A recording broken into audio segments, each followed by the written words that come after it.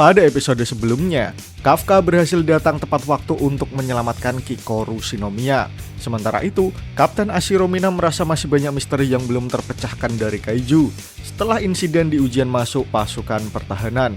Di sisi lain, kita ditunjukkan sosok Kaiju misterius yang menjadi dalang insiden. Ia sedang menyamar sebagai manusia yang bekerja sebagai pembersih Kaiju. Bagaimana kelanjutan ceritanya? Mari langsung saja kita membahasnya.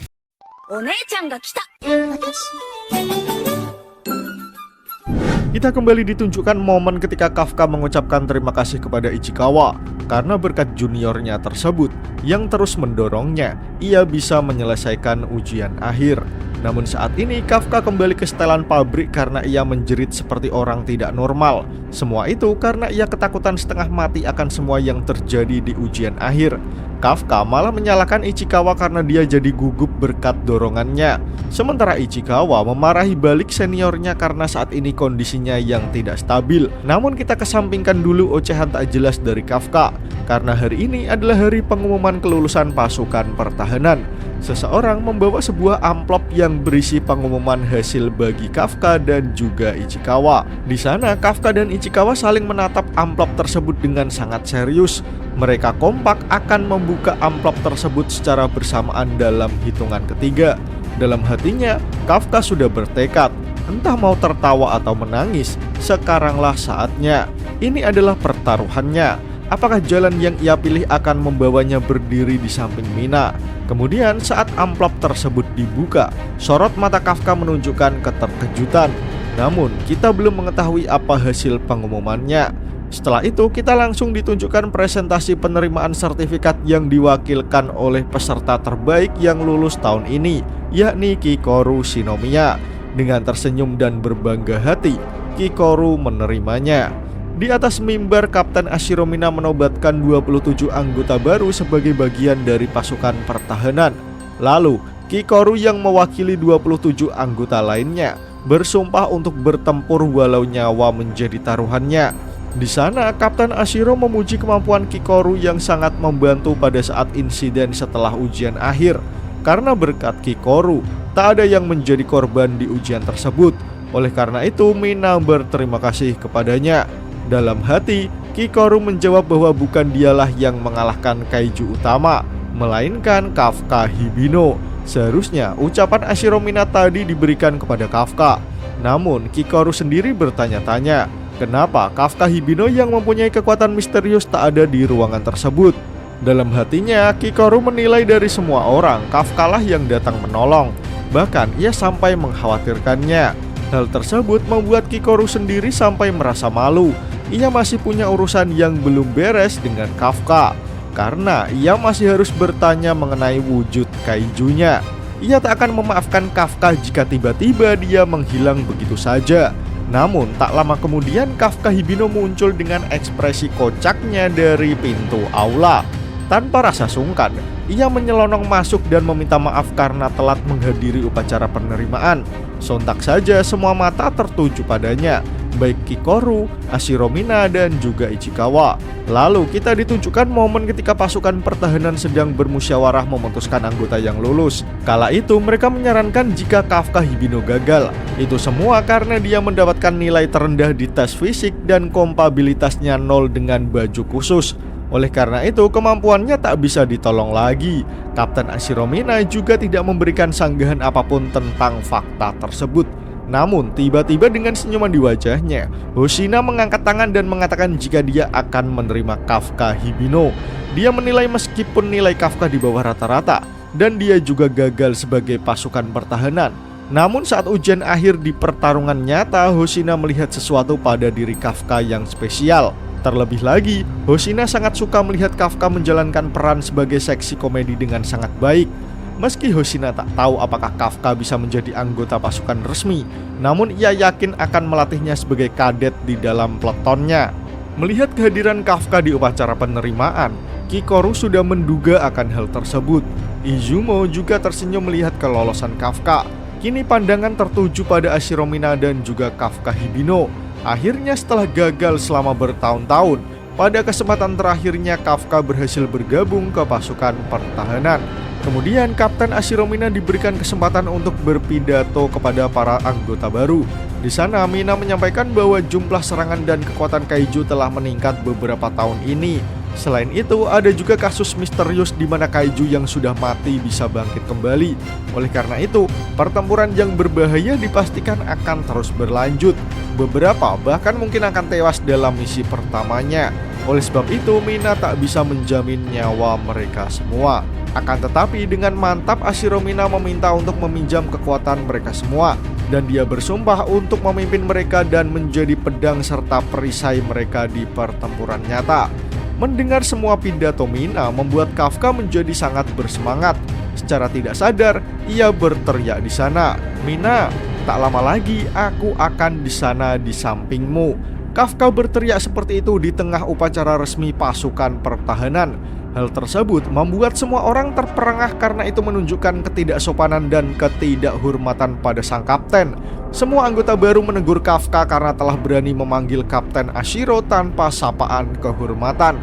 Tak lama kemudian, Kapten Ashiro memberikan hukuman kepada Kafka untuk push up 100 kali karena bicara tanpa izin dan tak menghormati atasan. Kafka yang mendengar hal itu sangat syok karena tadi dia keceplosan dan terbawa suasana. Sedetik kemudian, Kapten Ashiro undur diri disertai Hoshina yang tertawa terbahak-bahak karena belum apa-apa Kafka sudah ngelawak lagi. Bahkan Hoshina menganggap hukuman tersebut terlalu ringan bagi Kafka. Namun Kapten Ashiro tidak menjawab Hoshina dan hanya berjalan begitu saja melewati wakil kaptennya. Di sanalah Hoshina melihat Kapten Ashiro tertawa meskipun hanya senyuman yang simpul. Di sana gadis berkacamata berkata bahwa seksi komedi Hoshina sudah langsung beraksi. Kemudian Hoshina menjelaskan bahwa pekerjaan mereka adalah pekerjaan yang suram. Oleh sebab itu, ia yakin membutuhkan sosok seperti Kafka. Namun yang terjadi sebenarnya, itu hanyalah satu dari alasannya menerima Kafka. Ada faktor lain yang menjadi pertimbangan Hoshina. Saat itu ada kaiju dengan kekuatan 9,8 yang tiba-tiba terdeteksi saat para kaiju mulai bangkit. Meski ia yakin itu cuma kerusakan teknis, namun di saat yang bersamaan salah satu sensor vital seorang peserta juga menghilang. Peserta tersebut adalah Kafka Hibino. Bersama dengan kompabilitas abnormalnya yang sangat rendah dengan baju khusus, Hoshina yakin ada hal aneh pada diri Kafka. Oleh sebab itu, ia menerima Kafka dalam peletonnya, karena ia akan terus mengawasinya dengan ketat, sehingga ia bisa mengetahui kebenarannya. Waktu berjalan cepat dan kini sudah 2 bulan sejak peresmian. Terlihat Ichikawa sedang berlatih menggunakan senjata. Di sana ia disuruh untuk merasakan target dengan intuisi dan melarang Ichikawa untuk menarik pelatuknya, melainkan meremasnya. Saat Ichikawa mendengarkan hal tersebut terus-menerus, tak terasa latihan menembaknya sudah selesai. Di sana ia membutuhkan waktu 2 menit 35 detik dengan perkiraan pengeluaran kekuatan sebesar 18%. Para anggota baru yang menjadi pasukan pertahanan menghabiskan waktunya dengan berlatih bersama. Hoshina yang melihat pertumbuhan sebesar ini dalam waktu yang singkat merasa jika itu adalah hal yang cukup mengesankan. Iharu Furuhashi yang melihat perkembangan Ichikawa tidak mau kalah. Ia membutuhkan waktu 2 menit 15 detik dengan perkiraan pengeluaran kekuatan sebesar 20%. Hal itu membuatnya lebih unggul sedikit dari Ichikawa. Namun Kikoru Shinomiya benar-benar luar biasa. Ia hanya membutuhkan waktu 16 detik saja dengan pengeluaran kekuatan sebesar 55%. Ia semakin kuat sejak latihan bersama anggota pasukan pertahanan. Dengan kemampuan sebesar itu, Kikoru mengejek Ichikawa dan Furuhashi karena nilai mereka meski ditambahkan masih lebih rendah dari kekuatan Kikoru. Sementara Izumo merasa semakin ia mengasah kemampuannya malah membuatnya teringat jika kemampuannya biasa-biasa saja. Sementara itu, Aoi Kaguragi membutuhkan waktu 1 menit 59 detik dengan pengeluaran kekuatan sebesar 25%. Ia mengejek Izumo karena telah berhasil melampauinya. Melihat hal itu, Izumo langsung bersemangat dan berkata bahwa ia akan mengubahnya nanti setelah gilirannya. Semua anggota baru sudah menunjukkan perkembangan yang signifikan sejak mereka bergabung dan berlatih bersama. Sementara itu, Kafka Hibino membutuhkan waktu 6 menit 39 detik dengan perkiraan pengeluaran kekuatan sebesar 1% saja. Mendengar hal itu, Kafka sudah sangat bahagia, meski ia sangat jauh tertinggal jika dibandingkan dengan teman-temannya. Akan tetapi, ia tetap memamerkan kenaikan kekuatannya dari 0 menjadi 1. Kikoru yang melihat Kafka pamer hanya karena naik 1%, mengultinya dengan mengatakan jika pengeluaran kekuatannya mencapai 55%. Kemudian, Hoshina memanggil Kafka dan memberinya penjelasan jika dia begini terus, ia tak akan bisa menjadi anggota resmi dan dia akan dipecat dalam 3 bulan. Tak lama kemudian, Hoshina menyuruh mereka semua keliling lapangan 10 kali. Akan tetapi, karena bawahannya mengeluh, Hoshina menambahnya menjadi 15 kali. Gadis berkacamata merasa jika para pemula saling bersaing sengit. Hoshina membenarkannya. Bahkan saat Hoshina tidak mengawasinya, mereka selalu bersaing untuk memperkuat diri. Setelah semua latihan yang berat, Kafka mandi air panas sembari menggibah tentang wakil kaptennya yang dengan kejam menyuruhnya lari berkeliling berkali-kali. Di lain sisi, Furuhashi memberi saran kepada Ichikawa untuk menumbuhkan otot-ototnya. Namun, Ichikawa menolaknya karena fisik Furuhashi dengannya juga sama. Melihat persaingan itu, Kafka menengahinya dan menyuruh mereka semua melihat ototnya. Dia menyuruh anggota lain berhenti bertengkar karena hal sepele, dan ia menunjukkan otot tangannya yang kekar. Furuhashi sempat terkagum dengan otot tangan yang dimiliki Kafka. Sebelum akhirnya ia melihat perut buncit yang dimiliki om-om berusia 32 tahun tersebut. Kafka mengatakan bahwa Furuhashi sudah tidak sopan. Kafka mengatakan bahwa sebaiknya Iharu Furuhashi juga bersiap-siap kalau sudah lewat usia 28 tahun. Tak lama kemudian, datanglah Aoi Kaguragi dengan penampilannya yang sangat berotot dan sangat atletis dibanding yang lain. Sementara Kafka mulai masa bodoh dengan semua keributan yang ada di sana. Ia ingin menikmati permandian duniawi yang sudah lama tidak ia alami. Namun tak lama kemudian, Furuhashi kembali membuka obrolan dengan menanyakan alasan masing-masing anggota baru memutuskan untuk menjadi pasukan pertahanan. Kalau untuk dirinya sendiri, itu karena Kapten Ashiro Mina. Sejak Kapten menyelamatkannya saat masih SMP, Furuhashi selalu mengaguminya. Sementara alasan Izumo lebih karena keluarga. Tetapi tujuannya adalah Kapten Ashiro Mina. Kaguragi juga memiliki alasan yang sama. Mereka semua terpengaruhi oleh Mina. Di sana Ichikawa menyebut jika Kapten adalah superhero generasi kini. Kemudian Furuhashi bertanya alasan Kafka. Setelah itu, mereka semua mendengarkan penjelasan Kafka. Semua anggota kompak terkejut bukan main mendengar bahwa Om Kafka adalah teman masa kecil Kapten Ashiro. Lalu disinilah kita, ketika Kafka dipaksa mereka semua untuk menceritakan detail kejadian di masa lalu. Meskipun sebenarnya mereka hanya ingin mendengar bagaimana sosok Kapten Ashiro sewaktu kecil. Tak lama kemudian datang Kikoru yang melihat para lelaki tersebut berjejer layaknya ikan pindang yang dijual di pasar. Kemudian seseorang menjelaskan jika mereka mengobrol terlalu lama dan kepanasan di kamar mandi, di mana mereka semua sedang membicarakan Kapten Ashiro. Di sanalah Kikoru yakin bahwa pada dasarnya cowok memanglah bodoh.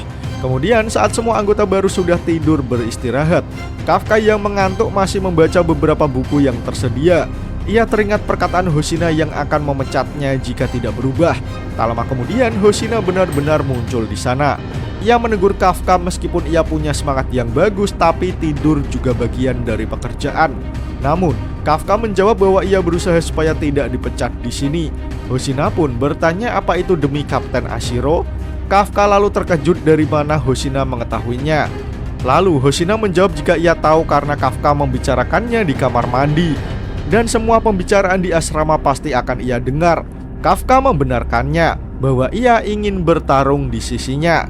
Hoshina lalu menjawab jika itu kedengarannya seperti Kafka mengincar posisinya sebagai wakil kapten. Kafka mengelaknya. Ia tidak bermaksud seperti itu, namun ia akan berusaha sebaik mungkin untuk mencapainya.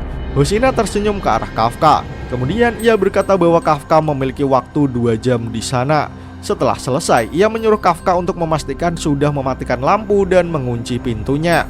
Namun sebelum Hoshina pergi, ia berkata pada Kafka bahwa ia tidak akan menyerahkan begitu saja posisi wakil kapten yang bisa berada di samping Kapten Ashiro. Kemudian Hoshina juga menyuruh Kafka untuk tidak terlalu akrab dengan rekan prajurit, karena pekerjaan mereka adalah pekerjaan di mana segala sesuatu mungkin terjadi pada siapapun. Namun tak lama kemudian alarm berbunyi melaporkan bahwa ada kemunculan kaiju yang membangunkan semua anggota pasukan supaya segera siap untuk bertarung. Hoshina yang mendengar hal itu lalu mengajak Kafka untuk bergerak karena ini adalah misi pertamanya sebagai seorang anggota pasukan pertahanan.